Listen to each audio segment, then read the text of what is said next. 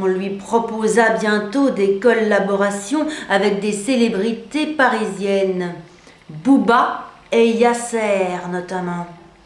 Des types bourrés de fric et de coco, toujours en train de se faire des filles qu'il giflait si elles n'étaient pas bien préparées. Cela ne choquait personne, et Mohamed le tolérait, mais ses pratiques ne lui disaient rien qui vaille. Il côtoyait la débauche sans y prendre part, ne sniffant une ligne que pour voir ce que ça faisait sur lui, et pour ne pas se montrer dissident dans ce monde où il s'agissait de se fondre dans le moule. Car il voulait continuer à envoyer de l'argent à sa mère, qui avait monté une petite affaire au pays. Les succès s'enchaînaient. Tout se passait bien pour la nouvelle star, qui invita enfin ses frères à le rejoindre.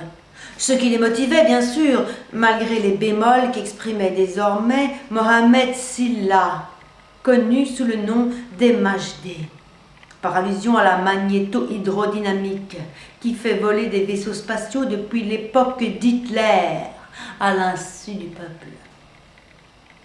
Ses frères et ses nouveaux amis de Padam, autre nom de Paris, pouvaient emprunter sa voiture, ses vêtements, ses chaussures et se servir dans son frigo, fût-il en tournée ou en studio. Booba et Yasser le grondaient, lui intimaient de lâcher ses relations de bas étage, ainsi qu'il qualifiait les jeunes avec qui Mohamed aimait à passer son temps quand ses affaires lui donnaient du répit. Les filles ne l'intéressaient pas exagérément. La drogue dure lui causait plus de malaise que d'agrément. Bref, tout allait bien pour MHD, censé s'appeler ainsi par contraction de son prénom. Mais bientôt, il se fit la réflexion qu'il aurait dû s'appeler MHMD, selon le principe de suppression des voyelles de la Kabbale. Des petites choses continuaient à le chipoter, à l'énerver, voire à l'indisposer carrément. Booba et Yasser étaient ses potes, malgré tout. C'était un honneur d'être à leur côté, au panthéon du rap franc. Ces deux compères, prisés des filles, issus de l'Afrique eux aussi, se comportaient comme deux grands frères qui méprisaient les hommes, mais le respectaient, lui, MHD. Une dissonance taraudait celui-ci dans ses émotions. Cependant, il gardait le cap. Un jour, le producteur le fit appeler dans sa villa de Biarritz. C'est là, à Biarritz, que celui-ci le présenta à la Madone et à Naomi Campbell. La blonde et la noire étaient autant amies que rivales et se délectaient volontiers ensemble du même plat pour savoir qui finirait l'assiette. Monsieur X leur fit servir des mets savoureux dans une vaisselle de jade et leur servit du vin dans des gobelets d'or. La Madone et Naomi devenaient folles, comme hystériques, baffrant dans l'impudeur, de même que les autres convives, tous inconnus du jeune homme qui goûtait du bout des dents ce qu'on lui présentait, inquiet à cause de l'attitude des autres. Il demanda, candide, quelle était cette viande fondante et ce vin capiteux, le faisant rouler sur le bout de sa langue. On lui répondit de façon évasive et avec des rires diaboliques. « Tu n'as pas faim ?» lui demanda la Madone. « Pas trop, non, » répondit MHD. « Je me suis enfilé une pizza juste avant de venir. Elle me reste un peu sur l'estomac d'ailleurs. » Les deux filles dévoraient un gigot bardé de lard délicat. Elles pouffèrent de rire, sans se soucier des postillons qu'elles jetaient.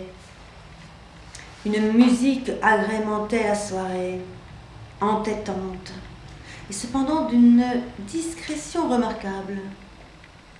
Des effets de lumière achevaient de mettre les noceurs dans un état second.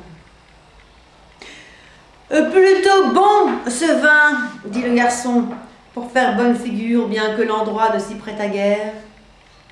Ce vin dégoulinait des commissures des lèvres des dames, qui constituaient la plus grande partie de l'assemblée, et de tous les messieurs, dont Momo était le cadet. Car les autres avaient largement l'âge d'être son père, et des taches rouges maculaient leurs chemises, qui pourtant était d'une blancheur aveuglante quand ils étaient arrivés. « C'est le vin le meilleur, répondit le producteur, avant de déboutonner son pantalon et d'enfiler plusieurs demoiselles consentantes, qui reçurent pour leur service des liasses de billets devant les yeux des Majdé. Celui-ci avait hâte qu'on en vienne au fait et qu'on en finisse. « Je suis fatigué, déclara-t-il, tandis que la madone se jetait sur sa ceinture. Je vais aller me coucher, si vous le permettez. Il est trop tard pour parler affaires. Sauf votre respect, monsieur X, nous parlerons demain au petit déjeuner. » C'est alors que le fameux X montra son vrai visage. Tout était de plus en plus bizarre. La musique favorisait la transe, ainsi que les ronds de lumière diffusés par l'enceinte elle-même, et on avait certainement mis quelque chose dans son vin. Sans compter que la viande était peut-être du lion, du singe ou du porcelet. Mohamed n'avait jamais goûté ce genre de viande. Se levant de sa chaise à dossier haut, X paraissait plus grand que d'habitude.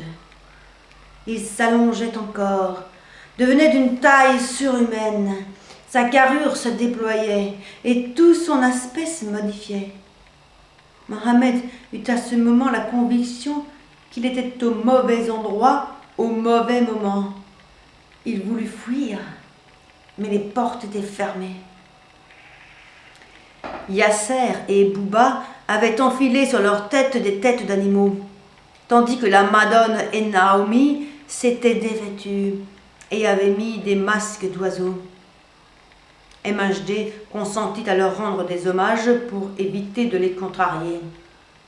L'amnésie dissipa la suite des événements dans un bocal de formol et le lendemain, tout était rentré dans l'ordre.